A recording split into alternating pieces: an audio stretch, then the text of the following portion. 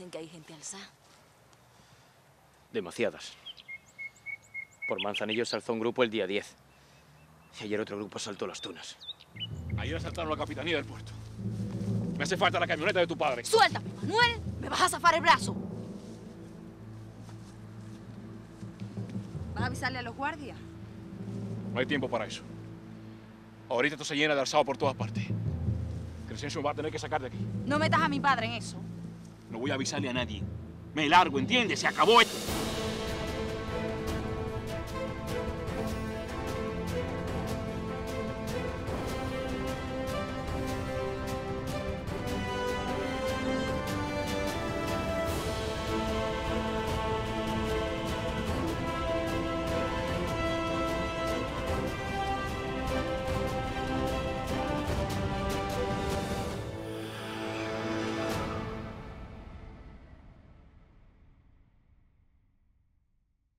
El 1 de julio constituye una fecha clave en la historiografía cubana.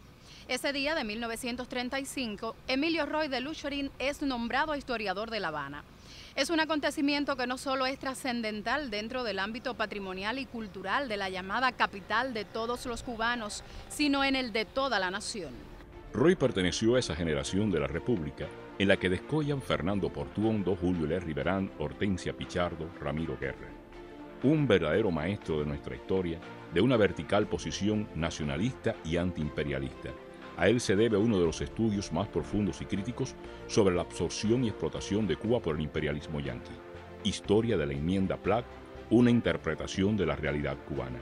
En su honor se instituyó el Día del Historiador Cubano en recordación a la fecha del 1 de julio de 1935, cuando fue nombrado historiador de La Habana.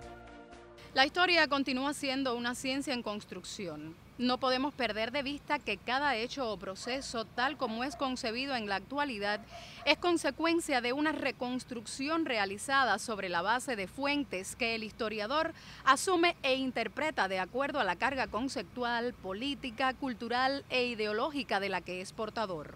La historia es problemática, que se presta para confusiones y distorsiones. No se trata entonces que alguien, porque ya coge un testimonio y un documento y lo surce, como dice Mario Mencía, ya escribe una historia que sea verdadera, ¿no? El objetivo de la historia no es revivir el pasado, sino comprenderlo. Para esto hay que desconfiar de los documentos brutos, de las supuestas experiencias vividas, de los juicios probables y relativos.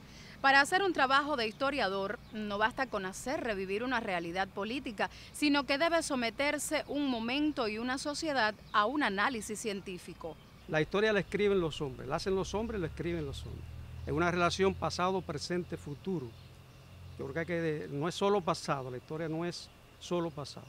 La historia la hacen los hombres y en ese devenir a través de los tiempos se escriben las historias regionales, las historias universales y las historias locales que forman parte del patrimonio histórico de cualquier nación.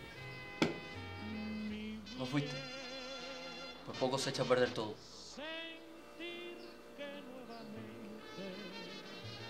¿Qué tengo que hacer ahora? Nada. Esperar. Las historias locales son muy necesarias. Las historias locales lo local se interpreta a veces de diferentes maneras. Puede ser la historia de una región, la historia de una provincia, la historia de un municipio, la historia de una institución. Todo eso son historias locales y son muy importantes porque yo creo que no puede haber una historia general si no hay historias locales. Y en ese sentido es como hay que enseñar y se aprende historia a partir de lo universal, lo regional y lo local. Me ha mandado a llamar, general. Sigue el rastro del enemigo hasta dar con él. En cuanto lo divise, carguen que yo lo apoyaré con el resto. Como usted ordene, general. Era el 2 de diciembre de La investigación histórica es muy seria y debe ser muy responsable. Porque hay que, en primer lugar, no siempre uno tiene los elementos, por ejemplo, metodológicos para investigar historia. Y eso hay lugares donde hay centros de formación de historiadores, de investigadores históricos, donde se enseña la metodología de investigar historia, de todos los recursos que hay que utilizar para investigar historia. Y en el caso nuestro, en nuestra provincia no hay ningún centro específicamente que enseñe a nadie a investigar en historia. Hay instituciones como la Unión de Historiadores, la Casa del Historiador, los propios museos, etcétera, que tienen especialistas en esa rama. Y en el caso de nosotros los profesores de historia, lo que hacemos es que aprendemos, quizás si se quiere, en la marcha, dándonos golpes, tropezando con esto, con lo otro, y por supuesto, después los análisis que se hacen en sesiones científicas por instituciones acreditadas, es que uno va entendiendo y va cogiendo el camino y cada día se acerca más a la verdad. Porque hay que llegar a la verdad. La historia es una ciencia que busca y halla la verdad. Y si no es así, entonces no es verdadera y por tanto se puede prestar para interpretaciones erróneas del devenir histórico del hombre en la sociedad. Es una rebelión. Mucho peor. Una revolución. La han estado preparando durante todo este tiempo. Por vocación y porque en la misma trayectoria mía como profesor de historia me fui involucrando en la investigación histórica. Anda al frente de ellos. Yo empecé muy temprano, a los 17 años, El poeta ese que vino porque provengo del curso emergente de formación de profesores de secundaria. Yo empecé en el año 70, yo voy a cumplir 50 años ahora como profesor de historia. Primero aprendiéndome lo que estaba en los libros de texto, por supuesto, ¿no? Que fueron solo 6 meses de preparación emergente y ya salí a dar clases. Trabajé mucho con historia antigua, de la Edad Media, y después me fui incorporando a la historia de Cuba. Teniente Coronel Baldomero Rodríguez, con 40 hombres en cabeza a la vanguardia y parta tras el rastro del enemigo.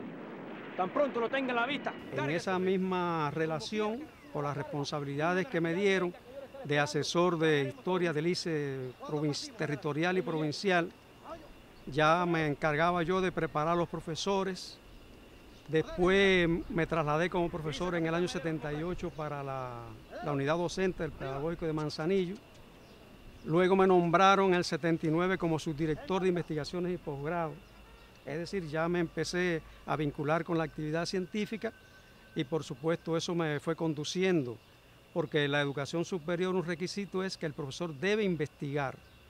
Y siempre empecé por investigar, por ejemplo, la obra martiana. Después investigamos la labor de Guitera en Las Tunas durante la Revolución del 30. Ya en la década del 80 tuve mis primeros resultados en ese sentido. Eso me permitió empezar a participar en los congresos nacionales de historia, en los simposios regionales, Memoria y Sociedad. Es decir, ya a partir de la década del 80, en el año 1986, me nombraron presidente de la Unión de Historiadores en Las Tunas. Yo tengo el honor de ser el presidente fundador de la Unión de Historiadores de Cuba en Las Tunas. Pasaron.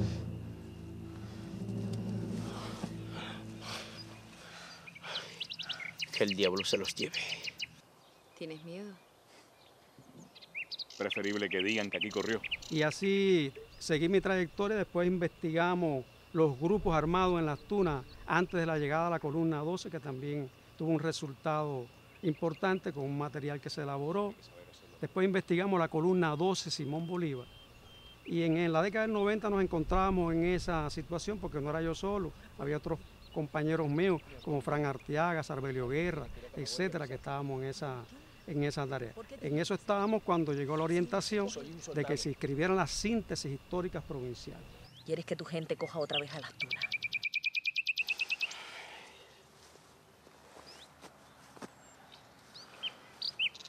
No servirá de nada, pero voy a intentarlo. Y entonces yo encabecé el equipo que escribió Las Tunas 1952-58. Y la síntesis histórica provincial de Las Tunas fue la primera que se publicó en el 2010 por el Instituto de Historia de Cuba, el Comité Central del Partido. Después yo seguí involucrándome, escribí el libro La lucha insurreccional en Las Tunas de 1952-58, que tiene la ventaja en relación con la síntesis histórica que está documentado. Incluso documentos inéditos que encontramos nosotros en las búsquedas que hicimos en el Instituto de Historia, en el Archivo Nacional. Sí, hicimos una labor de búsqueda porque ya además estábamos preparados y sabíamos que, como yo decía ahorita, La historiografía es el arte, es un arte, el arte de investigar y escribir la historia. La ciencia histórica se vuelve contemporánea a sus héroes. Es dibujar el relieve histórico, el complejo mosaico existente en un momento determinado para desentrañar las incertidumbres que dominaron a quienes lo vivieron con la información global que ellos desconocían y que en cambio nosotros podemos tener. Sigo diciendo, yo no soy un investigador histórico, no soy un profesional de la investigación histórica. Yo lo que soy es un profesor investigador, que me he preocupado porque además sé de la importancia que tiene de que el profesor sea un investigador, para que los alumnos sigan el camino del investigador. Si el profesor no es un investigador, el profesor no puede enseñar a los alumnos que sigan el camino del investigador. Y entonces por eso a veces la historia se entiende como un cúmulo de hechos aislados, vista solo en el pasado, y eso no es así. Eso el profesor debe lograr eliminar ese es un rezago que tiene la enseñanza de la historia. Aún cuando tomemos de nuevo las tunas, todo está perdido. Empezaron. Tardaron en hacerlo, pero ya nadie los detendrá. ¿Por qué lo haces entonces? Porque tiene que ser así. Pensar y repensar la historia es en sí el oficio del historiador. Es la posibilidad real de entender la evolución humana. El estudio de las estructuras económicas, sociales e ideológicas brindan las claves para la interpretación de la vida material y espiritual de una época o una sociedad dada y por ende comprender las razones que provocaron determinados acontecimientos.